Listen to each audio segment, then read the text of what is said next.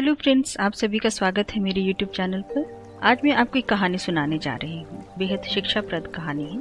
अगर आपको ये कहानी पसंद आए तो आप सभी से रिक्वेस्ट है कि मेरे चैनल को सब्सक्राइब कीजिएगा, वीडियो को लाइक कमेंट शेयर कीजिए। आइए कहानी स्टार्ट करते हैं। एक समय की बात है, एक जंगल था, बहुत हरा भरा। कई जानवर रहा करते थे, शेर, चीता, हाथी, घोड़े, सभी की एक दूसरे के साथ बहुत अच्छी बनती थी। कोई किसी को परेशान नहीं करता था। सब एक दूसरे के दुख सुख में साथ देते थे, खुशियाँ एक दूसरे के साथ मनाते थे, अच्छे से मिलजुल कर रहते थे। उसी जंगल में दो बिल्लियाँ रहती थी। एक का नाम था स्वीटी और एक का नाम था नॉटी। स्वीटी बहुत बहुत बहुत स्वीट थी, नॉटी थोड़ी थोड़ी नॉटी थी, मगर दोनों की आपस में बहुत जमती थी। दोनों बहुत अच्छी सहेलियाँ थीं। पूरा जंगल उनकी दोस्ती की मिसाल दिया करता था।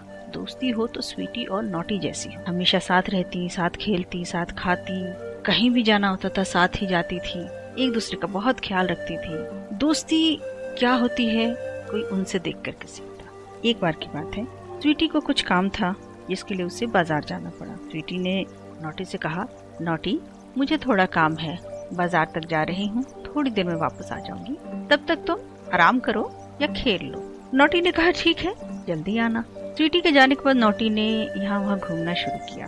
पास में ही घूम रही थी, तभी उसे एक रोटी मिली। नॉटी को भूख लगी थी। नॉटी ने सोचा कि रोटी खा लेती हूँ। फिर नॉटी को स्वीटी का ख्याल आया, स्वीटी को देना चाहिए ना रोटी में से, शेयर करना चाहिए।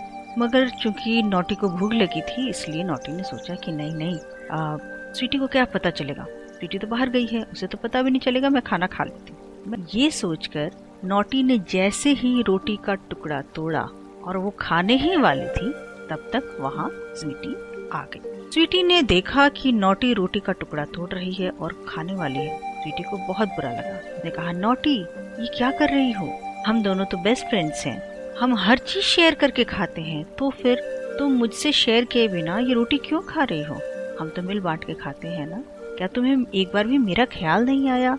क्या तुम्हें नहीं लगा कि स्वीटी को भी इसमें से देना चाहिए और दोनों को साथ बैठकर खाना चाहिए?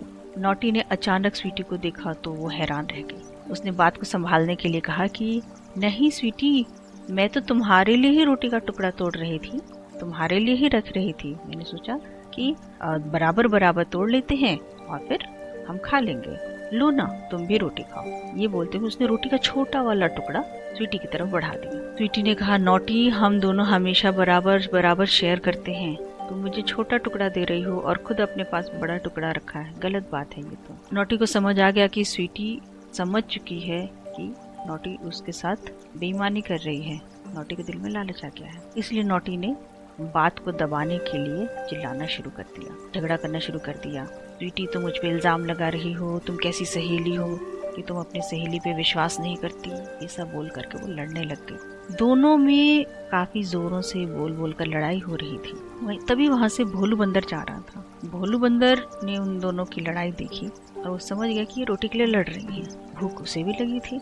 उसके दिमाग में एक आइडिया आया। उसने जाके कहा, स्वीटी नॉटी तुम दोनों लड़ो मत, मैं हूँ यहाँ, मैं तुम दोनों की रोटी का बराबर बराबर भाग तुम दोनों को दे देता हूँ, तुम दोनों ही खा लोगी, लड़ाई मत करो। लाओ रोटी मुझे दो, मेरे पास तराजू है, मैं बराबर कर देता हूँ।